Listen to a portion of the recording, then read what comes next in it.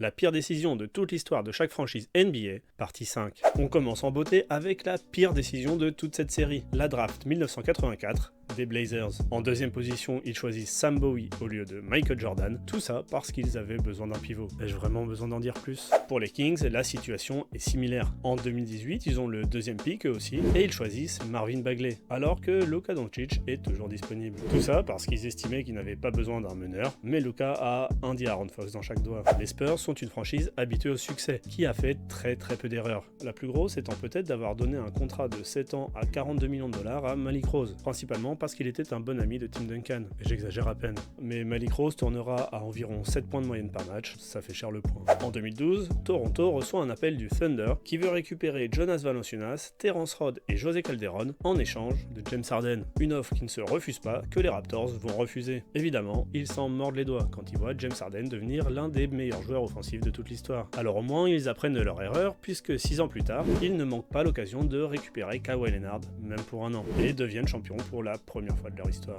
En 1976, le Jazz veut absolument Gail Goodrich, qui joue pour les Lakers. Il obtient en échangeant plusieurs picks de draft, dont un qui deviendra le premier pick de la draft 1979. Avec ce pick, les Lakers récupèrent Magic Johnson, qui deviendra l'un des plus grands joueurs de leur histoire. À ce moment-là, Gail Goodrich a joué 3 saisons avec le Jazz, et a pris sa retraite. On a commencé avec Michael Jordan, on finit avec lui. En 2002, les Wizards le sortent de sa deuxième retraite, et il est encore pas trop nul, disons, en tout cas assez fort pour les emmener vers une saison à 37 victoires. Ce qui n'est pas assez pour aller en playoff, mais trop pour avoir un bon pick de draft. Il se retrouve avec le 10e choix de la draft 2003, dans laquelle il y avait LeBron James, Carmelo Anthony, Chris Bosh ou encore Dwayne Wade. Il se retrouve à sélectionner Jarvin Hayes, tout ça pour ramener un peu d'argent grâce à Jordan. Like et abonnez.